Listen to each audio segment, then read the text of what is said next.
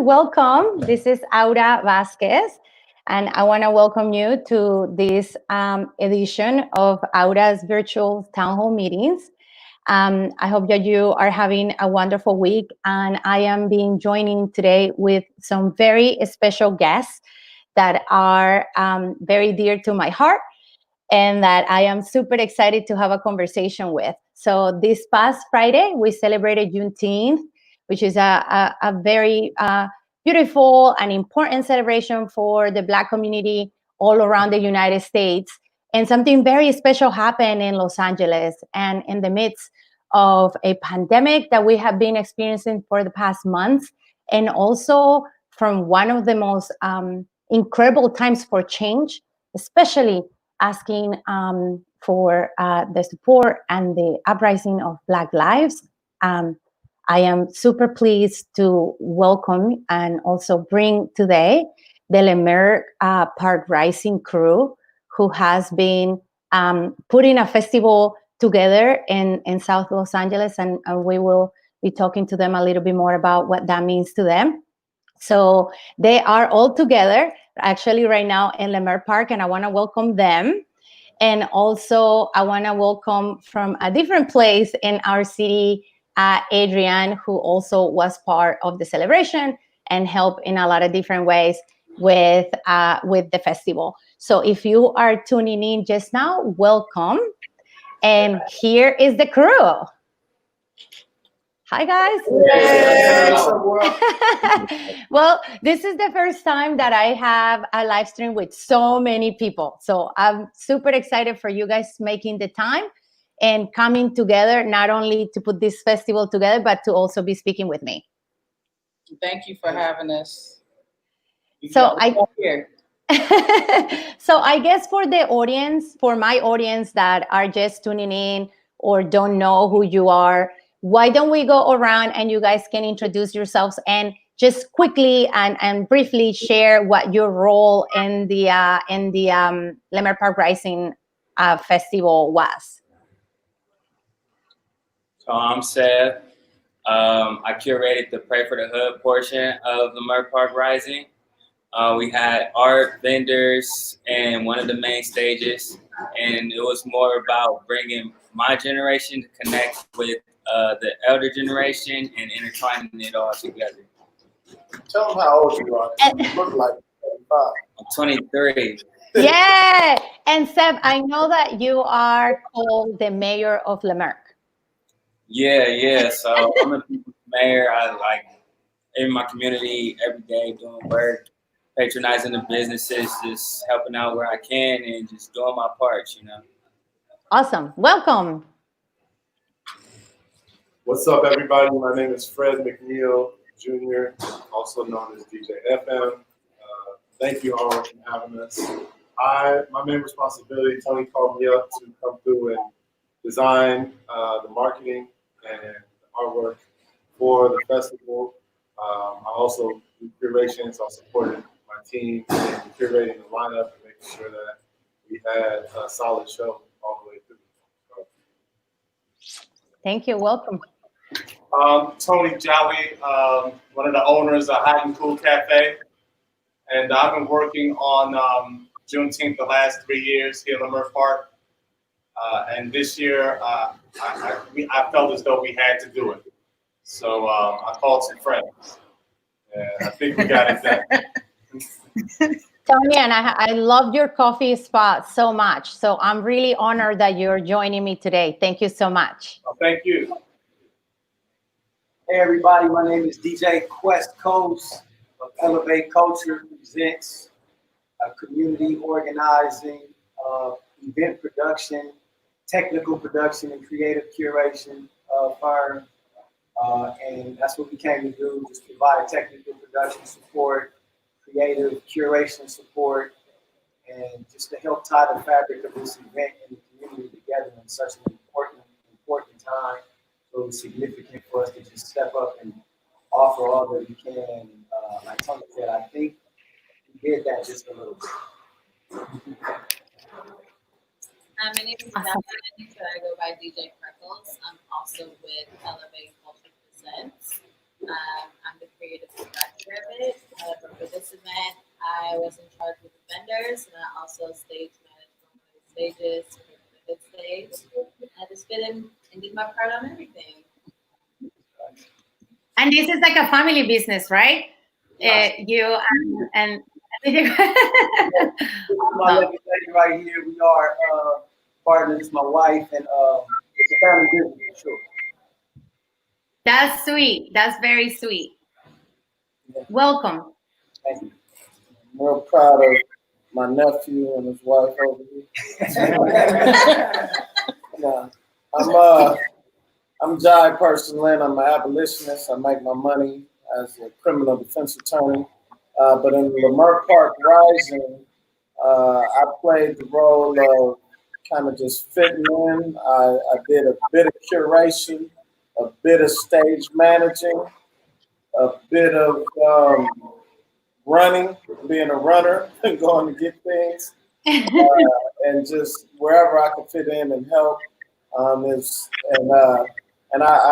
I can say I played the role of a bit of a catalyst with an event that we had 2 weeks prior, which was a march, a walk, and a run, which was just a day of love, and that helped let the other organizers understand that it was possible to bring people together and gather people during these times. And I'm just happy that I got to finally meet Il Camille. I'm Il Camille. I'm an artist first, and I was brought on to be a curator. I just, wanted to bring things together as best as I could. Coming from this area, I grew up in Leimert and View Park for most of my life, and it was important to me to keep in that tradition of what Seb was doing, what Tony established with his business, Black ownership, Black Independence Day. Mm-hmm. Everybody here, we just Voltroned up, really. So I'm just a part of the Voltron. Awesome. Well, the Power Rangers, because he's a little younger. I see that the females really run stuff here in this show, basically. Some of the females. Adrian, what was your participation on the festival? Just family member and extension of all these great minds at the table, and then some. Wanted to make sure you got a chance to see this because I can't make this up. And good job, everybody. By the way, thank you so much for bringing something like this to the community. And FYI, they're paying attention now. Yeah. That's right. So I wanted just to kick off the conversation about how did this idea came about? Is this something that you guys were working on for a really long time, or was this what's the anecdote behind Leimert Park Rising? So, like I said, I joined the Juneteenth festival team in about 2017. Black Arts Los Angeles, they've been doing it this is the 11th year because I'm an extension of them. And when I first joined, I was learning about Juneteenth. I got a panel of kids, millennials in, and I asked them what Juneteenth meant to them. They didn't know. So once the education was given, the words Black and independence start floating around, and you don't see that much. So I kind of took it upon myself and started to take Juneteenth and label it Black Independence Day, striving for independence, striving for social economics, building each other up, a day where we can self-prepare, we can prepare each other instead of looking for reparations from others. And so this year, we had to withdraw our permit, and so after the walk, bike, and run event the week before, I came to Seb. I was like, "Look, Pray for the Hood is the name of his movement, and that's something that we needed." So I looked him in the eye. I was like, "Look, you want to do Pray for the Hood and bring it with Juneteenth?" He was like, "Absolutely." So this day's climate, I believe that our people needed a hug. We needed to get together and love on each other. For weeks, we've been expressing ourselves, and we look.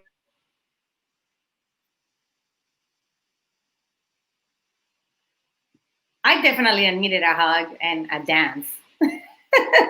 I was more than ready.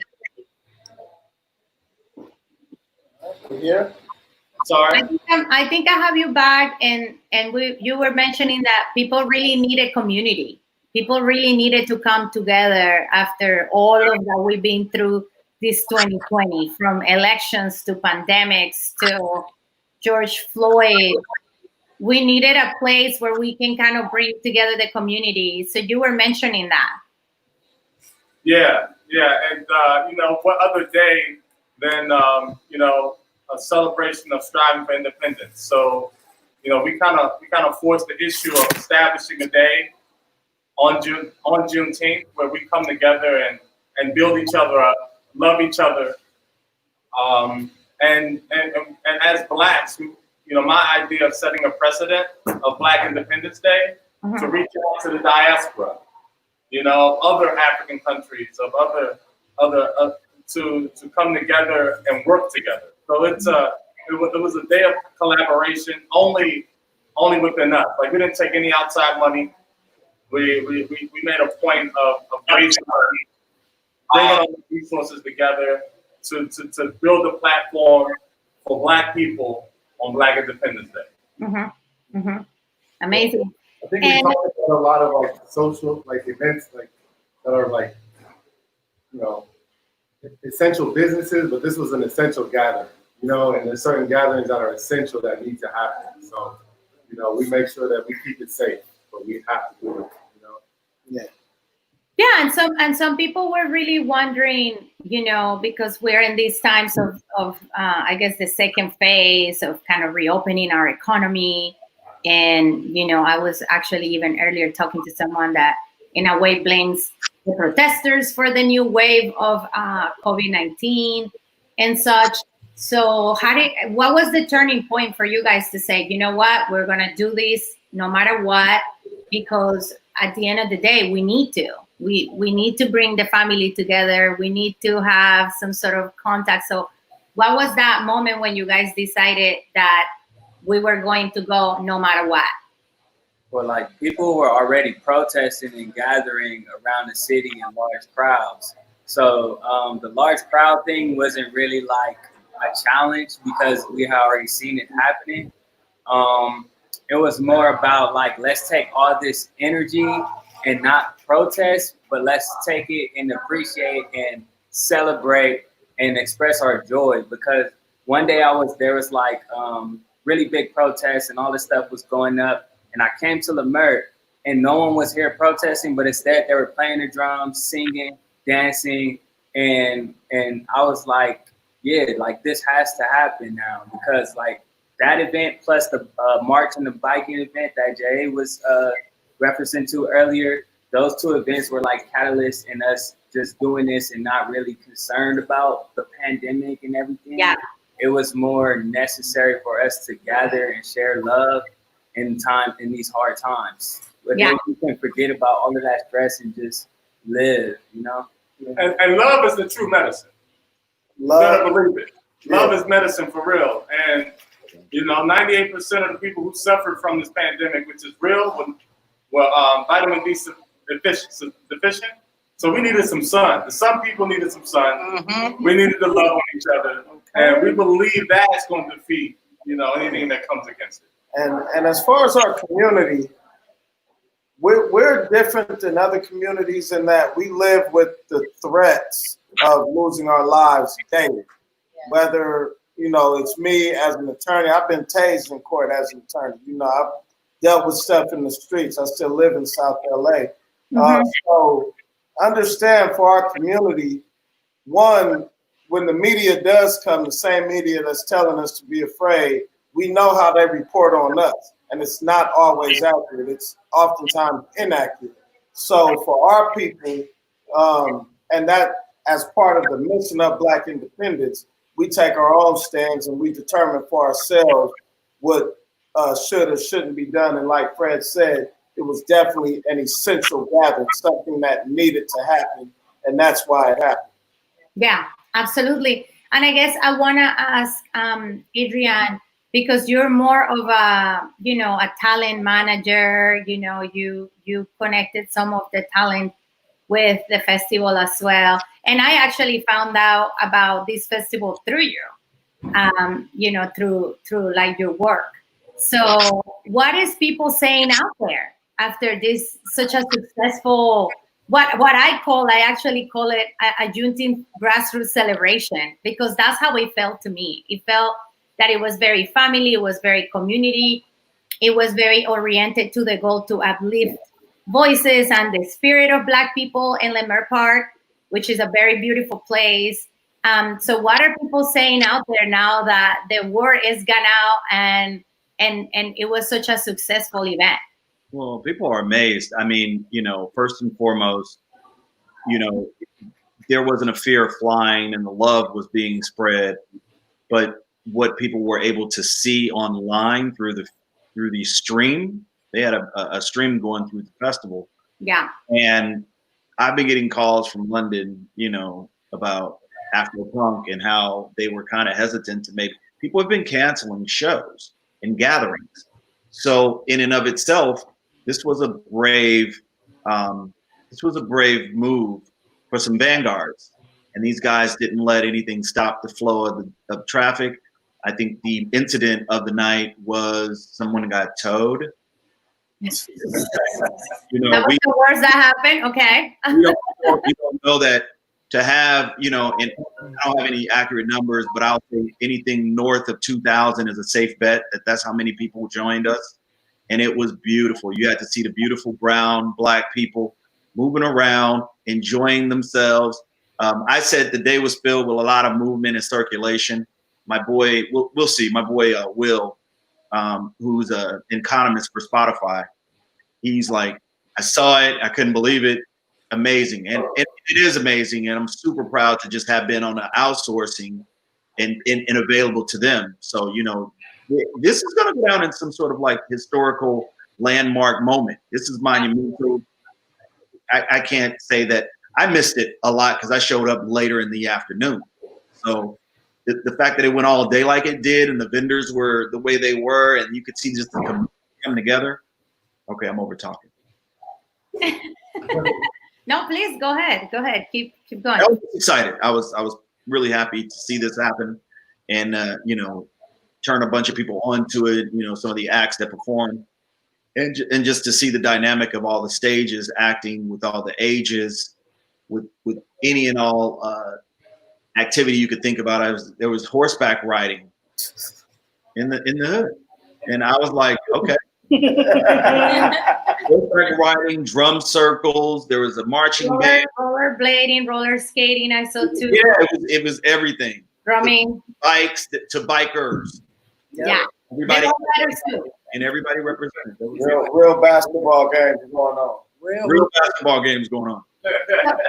So one of the beautiful things that when I think at Leimert Park, so I'm an Afro-Latina from Colombia, and I also grew up dancing, drumming. That also happens in Colombia.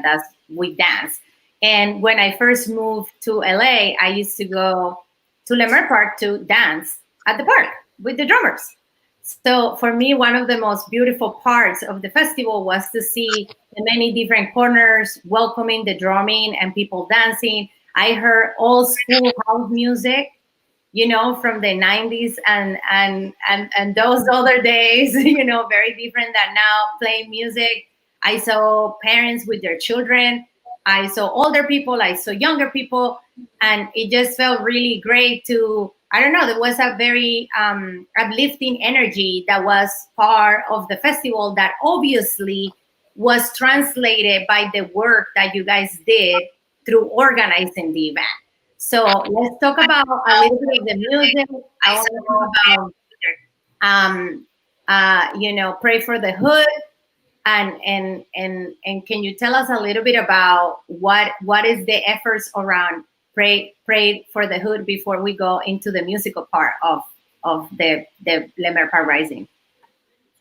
So Pray for the Hood, it started off as like really grassroots. Just me and a couple friends needed a place to perform. And we would see like Taste of Soul would happen, King Day would happen. There was really no space for the young people to perform. They didn't really allow like hip hop music and stuff at those festivals. So we went and bought a generator and just set up outside on People's Street in Leimert Park and started throwing our events. Tony from Hot and Cool was very instrumental in the growth of Pray for the Hood, because for the second and third one, he let us use Hot and Cool as the venue. And it just grew from there. So now that we've up to the sixth Pray for the Hood, it's when I say pray for the hood, it's not like literally praying. It's more like to caring for your community, going out, call to action, and galvanizing the youth, and then also connecting them with the elders, because that's what I do in my community. I go and I seek knowledge from my elders.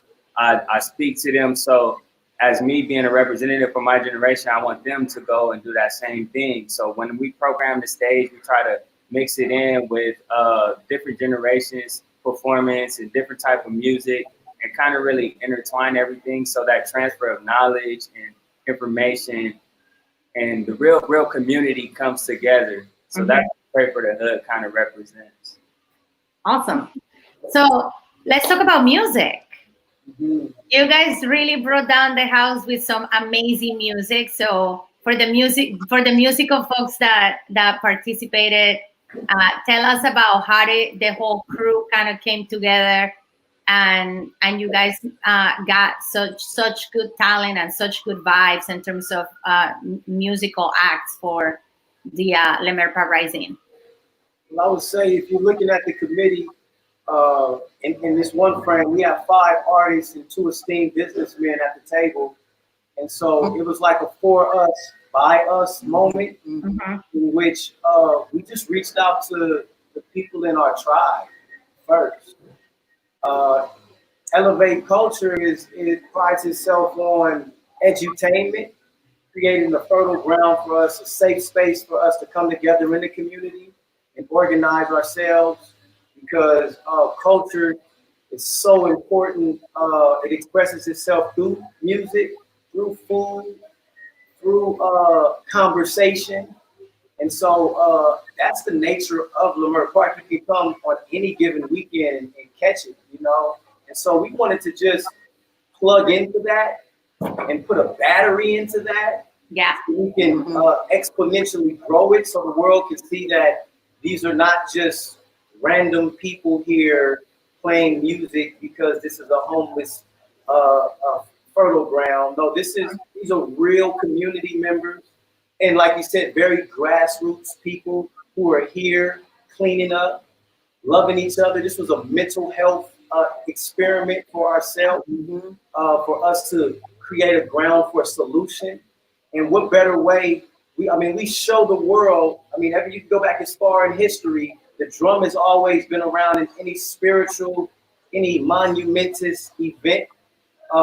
It helps serenade. It helps call the ancestors. It helps really create a very just a great experience for people to commune and build, and elders to communicate with multi-generations. And so we tried to let that represent through the music. So we had all types of music, all backgrounds, all age groups. And we really did not have to go far out of our community. And I think one of the saddest parts is we couldn't even put on everybody who we wanted to. Oh, wow.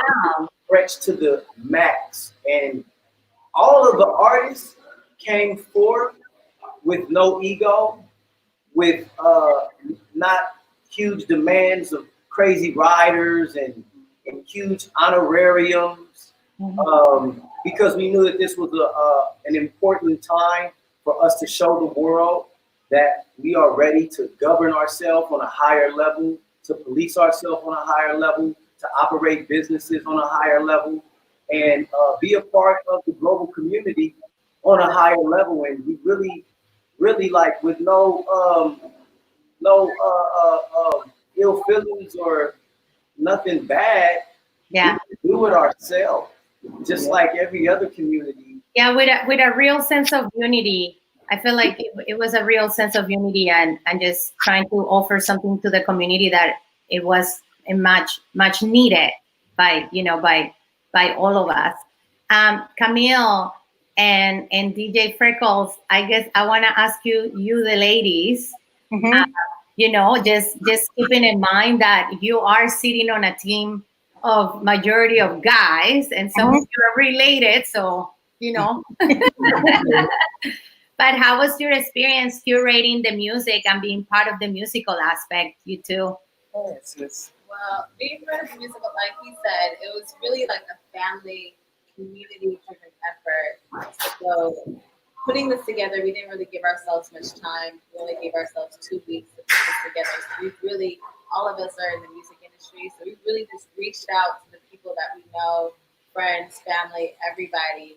And, once we told them what we were doing, everybody was down to do it with us. And it kind of just spread like wildfire. Like all of a sudden, I'm getting like phone calls left and right of like people like, I want to be a part of it. How can I do to help? Like, what can I do to be a part of it?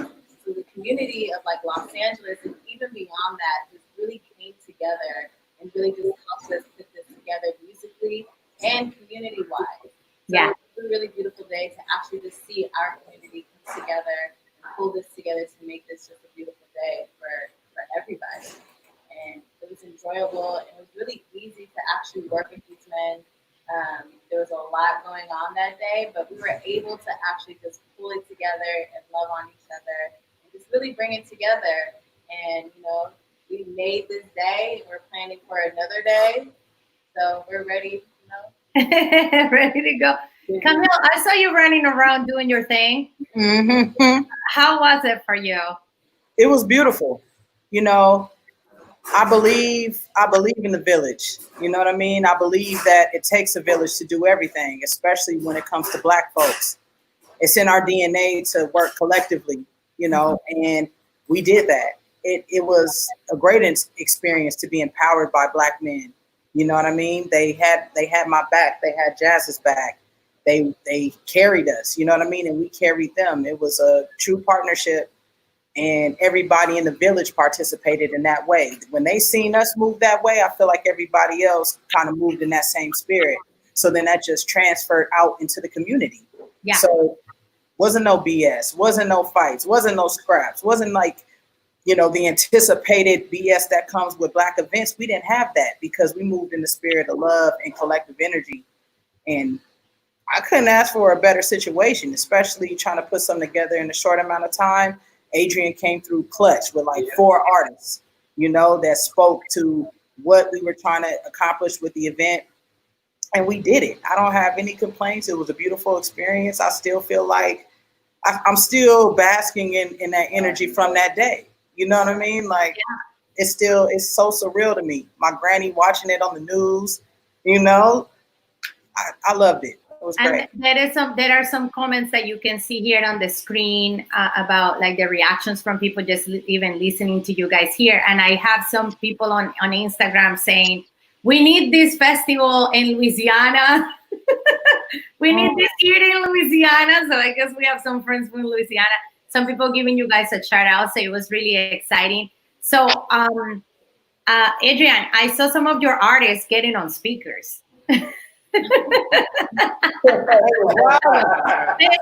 was a lot of excitement. Yes, David Sebastian definitely did that. And, I kind of got a little upset with that one, but, he was there for the love of it. He had nothing but great energy. All the artists that performed, on both, like all the stages were exciting to be a part of. I kind of laid low and stayed in my lane and stayed over towards where most of the artists were that I was working with for the better part of the day. But, it was exciting to see the audience's reaction. It was exciting to see how things were just moving in correlation with the whole day. I I felt like that was great. I would have always something like that. They come back. I'm always there to bring more talent to the table. And who were the artists that you brought? Mariba, Sarah, David Sebastian, Demetrius Ship Jr., and Cairo Ade, and Gumbo. Mm-hmm. And then, oh gosh, Leotis is in Gumbo, the group, and he did like a beat swap earlier in the evening. So yeah, it was a good show. Amazing. But I know also one of the biggest part of the celebration was to call on nationally to make Juneteenth a national holiday.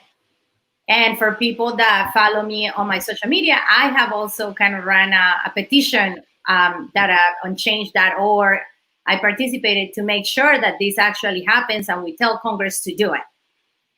So what was the decision for you guys around making Juneteenth an official holiday? It's a real holiday, but an official holiday. Well, it is official because we are an independent Black nation.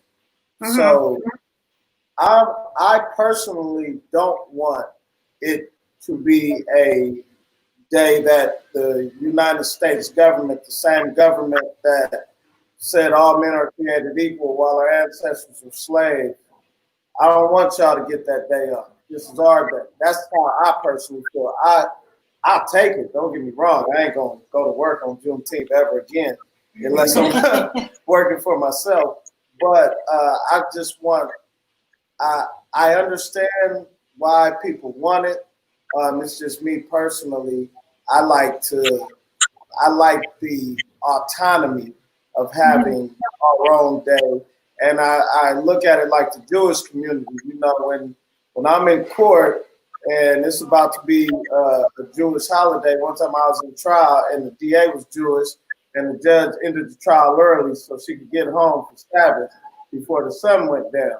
And it's like nobody else gets that, they get that. And that's cool. That's kind of what I want Juneteenth to be for us. Amazing, amazing. Thank you. And so I guess the big question here is, how do you guys get away with doing the festival and not getting the sheriff to come or anything like that? I know that there has been a few of my friends in music that are like, how do they do it? Is it because they're with BLM? I'm like, no, they were not with BLM. Unprecedented times. It won't happen again. Next year we go have it was unprecedented. Deputy just happened. So I have a problem. I'm madly in love with Black people, and nothing will stop me from helping and serving my people. Nothing, and nothing will stop us from serving it. So, once we decided to serve our people, everybody came in line. Right. Came in line. The police came in line. So that's why we love our people, and that ruled that day. But we'll follow the rules again because we wanted to continue. We want the message. We want the message of Juneteenth is about the slaves in Texas after 2 years, and so it's no Blacks left behind. It's no one oppressed left behind. And, we have to have that message. We have to have a day where we think about those who are forgotten. Mm-hmm. So in order for we will align to continue to bring more artists, to make this day in Leimert Park something special and continuous, because the sound of the drum is the heartbeat of that day. I mean, 8 hours or 10 hours of drums that were going on. And you can't find that in Coachella. But you can't find that in these other festivals. And so we're ready to align and keep that going for the people. Absolutely. It was pure alignment as one of the comments coming up. I would definitely say the city and the police department saw that we prioritize public safety. I believe they supported the event 100%. And also, it was a moment for us to prove to ourselves and the world that we're not savages. We can govern ourselves. We're calling for police in our own communities. Mhm. Perfect opportunity to show we actually made the police's job very easy that day. Absolutely. We did everything. We had a floor plan. We hired 15 security guards. We Yes. created fire lanes. We had 10 hand washing stations. We passed out water. We passed out masks. Porta potties. We did everything accordingly. Stages were in compliance.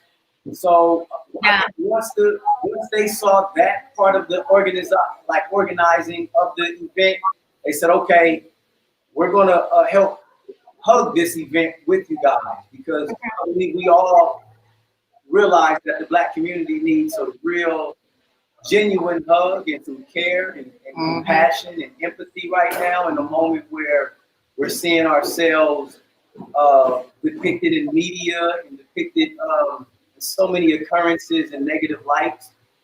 It was our moment to hug ourselves, and we gave the opportunity for the world to hug us. And so much to say that Beyonce was having a Black parade on her website, and a lot of the businesses in Leimert Park got highlighted because Wow. on Twitter right next to the Queen Bee. Yep. And so That's we appreciate her and everybody support around the world who just tapped in and tuned in and loved on us back. The professionalism. Yeah. Camille, Adrian, everybody at this table, by working in corporate America or being professionals in this industry, we were able to tap in together without anybody telling us what to do. Yeah. That's how we did it. Yeah. If the city did shut it down, their hands was kind of forced, because you were going to have a few thousand Black people out that day.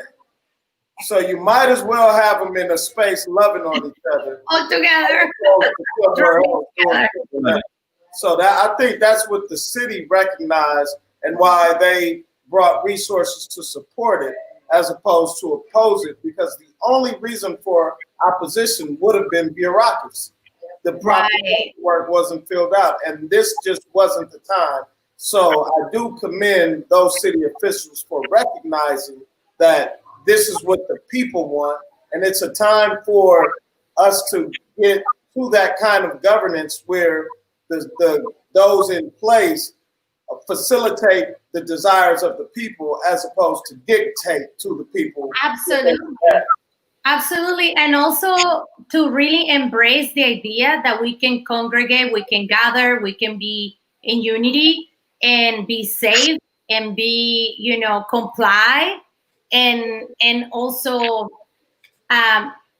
not have any violence or any issues, which is oftentimes what people think when they think, oh, well, all the people of color, the Black people are getting together, or like me, that I'm also Latina, oh, they're going to get together and it's going to be crazy. And look, we had such a beautiful celebration that day that it was, it was impressive. It was such a great example.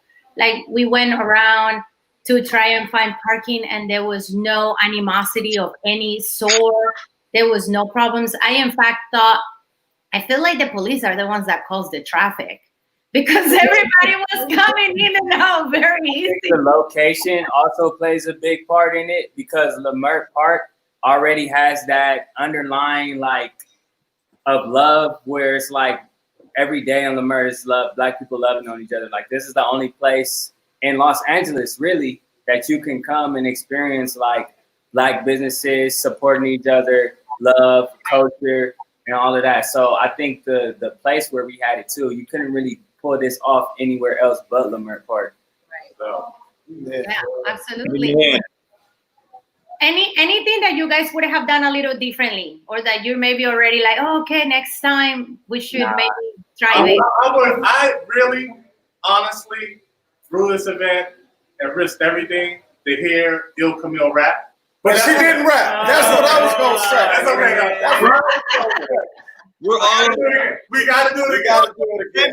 And that didn't happen. And this is how you know Kim weren't running anything over here. Because all week you gonna get on the stage, right? All right, put Il Camille's. We write it down, she's racist. That's just how it They programmed me into the set. I mean, into the lineup several times.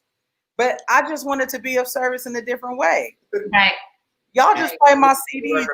They heard me rap. They don't need to hear me And rap. then put a record out right after us.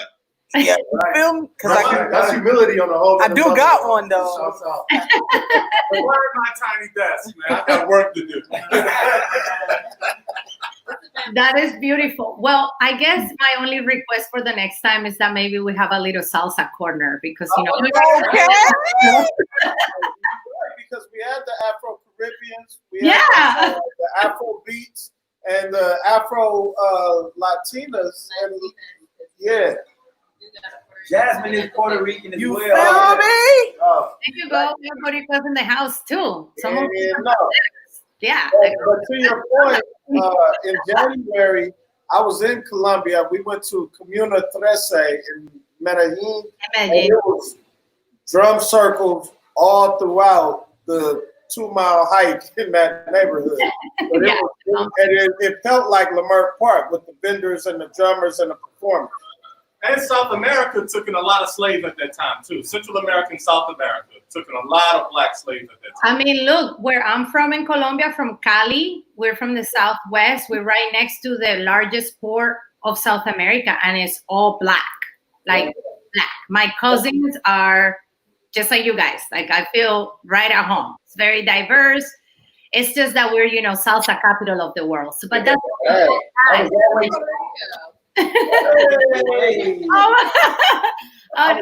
told that there are more. I was always told that there are more Spanish-speaking Africans in the Western Hemisphere than English-speaking Africans. So we definitely will include that. Absolutely. And make no mistake, we could not do this without the queens on the table. Queens on the stages. We would not be able to rightfully pull together the community without these ladies. So I really, really appreciate the Il Camille's, Jasmine, the Maribas, Sasha, Michelle, Kendra, my mom. Yeah, I was sad that they couldn't make it. I wanted to highlight also the females because, obviously it's important that you guys have, the team is amazing and it showed in the production because you guys, of course, all support each other and have really good working chemistry. And like Camille said, uplift the work of the female energy, at the festival too. So it's really amazing. So should people expect Leimert Park Rising in the 2021 horizon or maybe even sooner? Why? Are we going to have like a Christmas edition or some sort of Halloween? Were you in our meeting? Right. You were in our meeting just now, huh? The energy Just is right saying. there. Yes. Now we definitely want to keep it going as much as we can. And what I want people to understand is I had seen Camille digitally. I had never met Camille prior to this. I met 6'7" or saw 6'7" 2 weeks prior for the first time, but I hadn't spoken to him. I'd never met Fred before. So these are connections, this is truly that spirit where everyone put the cause before themselves to make this happen. And the other important aspect to point out is that Camille digitally, I never met Camille prior to that statement that it's our turn. He's younger, and it's dope that he's here for this because one day we'll go to the board and his generation will take over the executive positions. But for so long in the hip hop generation, I was telling Seb earlier, Jay-Z, Puffy, Dr. Dre, Snoop, Ice Cube, these people have been running the culture for over 25 years. And when they were in their mid-30s, they didn't have any big homies. They were already the big homies of the culture. I mean, they had older artists, the Kool Moe D's and the LL Cool J's and whatnot, but they weren't still putting out Grammy-nominated albums. and going on world tours like these people are in their late 40s and 50s. So this was our generation's opportunity to put our stamp down on our culture and say, this is how we're going to do it. And that was a significant part of this process as well.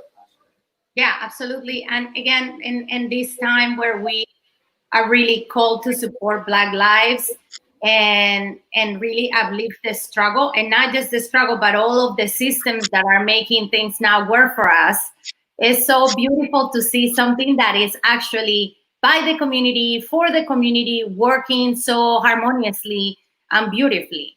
So I definitely have to congratulate you. There's so many messages in here of love, sending you guys love, and people are so proud of your work, guys. I really hope that it continues, and that this fire, this seed that you guys planted in so many people's hearts. I mean, you don't know how much you touch people until you kind of see it, right? Like, I mean, there were many people that have not been able to be in community for months. We've been quarantining since the middle of March, so I want to just congratulate you and also share how honored I am to have all of you here speaking with me. I know that this wasn't easy, and it was kind of last minute in its own way, but I am just so excited that you guys got to share a little bit about how this came to life, and that you also were able to share your story.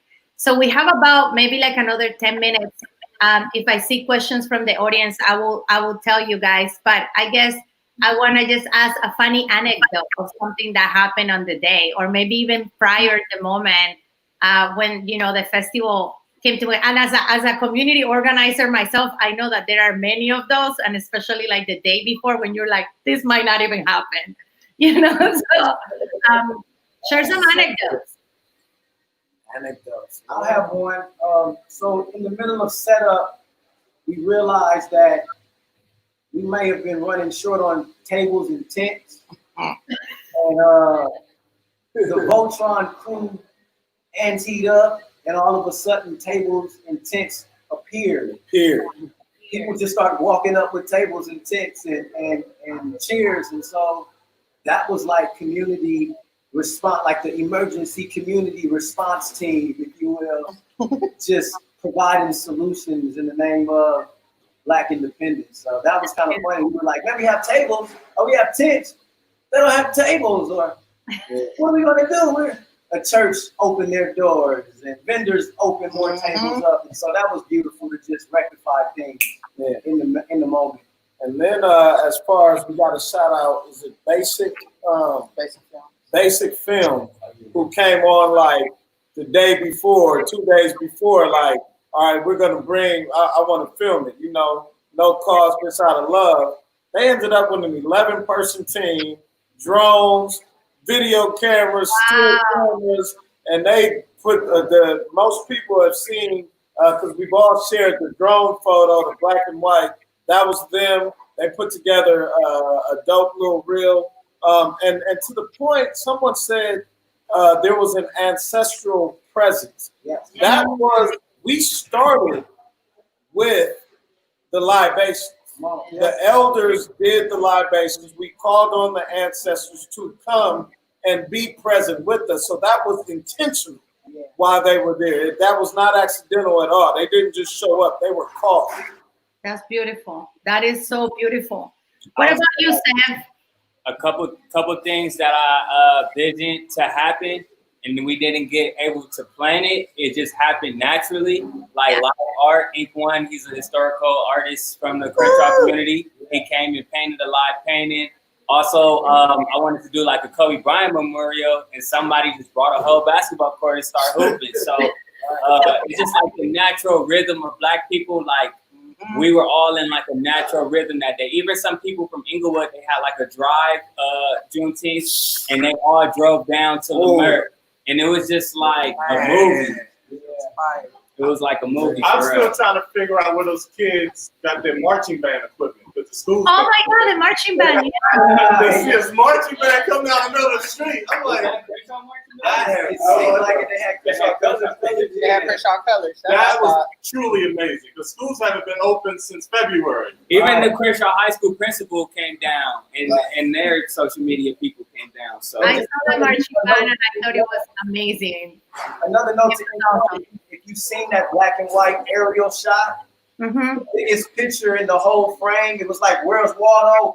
There's Ink One. And the picture was so bright and beautiful, and it was just smiling at us, and that was so amazing, you know. And one anecdote, we wanted to get a audio recording of the stage, and so the night before, we're on Hollywood, is it Guitar Center's website, and we're like, man, we could go buy them, but they didn't open till 12, and our event started at 11. We got on the phone with people. Quest found somebody that had a couple record devices, but they were in Corona. And we're talking, this is about 10:30. It's like, who gonna do it? I'm sitting here like about ready to go home, but everybody else had something actually to do. So I took that about, it's 80-mile round trip at about 10:30 p.m. the night before to go grab those devices. So that was something. Sorry, they said the 6 stories you didn't get some time. Performance is live, and you put that on vinyl. Ooh. Yeah, we got a lot of great live audio. Mm-hmm. It goes on. Wow, bringing back the analog to the party too. Yes. Yes. And any anecdotes for you or your artists? I mean, I saw your artist on the speaker, so that was like my biggest anecdote, I guess. It was about being able to give back, perseverance, being communal. Juneteenth, all the principles of Juneteenth. I think that the Leimert Park Rising faculty are within the principles of Juneteenth, and let it be known that there are African American, Black community, Native Black communities that are supportive and self-sufficient. Mm-hmm. There's nothing else to talk about. We're talking about equity in our own selves, and everybody at the table believe in it. They live it. You heard them say he made an 80. These are the stories. This is why I say you need to talk to them. 80-mile round trip at 10:30 at night to Corona. That's, legendary status. Yeah. I know that there was business being handled behind the scenes with meal programs, and it was a lot of things going on simultaneously that actually always happen at Leimert anyway. Yeah. So 200 meals got given out at the place. Plus, people were walking with bags full of produce, organic produce. Yes, I saw that. All set with the You got yours. and everything.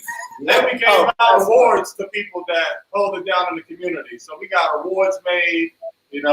Barbara Morrison, who's a legendary blues singer who put her life into Leimert. She's not appreciated here like she is appreciated overseas. We gave her an award. We called it the Ben Caldwell Award and gave it to Ben Caldwell, who's been advocating for youth and art for the last 2-3 decades here. The woman who had that free food and that organic produce, Olympia Offset, she decided to bring healthy food to the hood to fight diabetes, to fight injustices with food. We gave her award. Lauren Haley, Dom Kennedy, who was an advocate of Leimert Park forever. So we gave out really nice, heavy awards to honor our people today. Mm-hmm. We don't want to be in a case where we honor them when they're not here. Yeah. So these awards every year we will give out to community members who hold it down. Amazing. Well, I want to thank you guys so much for making the time, for sharing your stories, for for just producing this event, which was, like I said, to me, it's been the highlight of my my recent months. I really, really, really felt the sense of community and solidarity, and I'm just so grateful that you guys were able to make the time to join me today and to share a little bit about how this concert or this festivity actually, really came about. Thank you. Thank you for having us. Thanks Of for course, having and I hope that next time when you guys organize it again, you let me know so that I can help out. Okay. And that we can make Leimert Park Rising bigger and better. Definitely, Thank you. definitely. Awesome. Well, thank you guys, and we'll talk definitely very soon. Thank you, Adrian, also for participating, for bringing your talent. Thank you. Thank Peace, Adrian. Thanks, Adrian. I follow back. Too, Thanks, man. Aura. Of course. Big hugs, guys.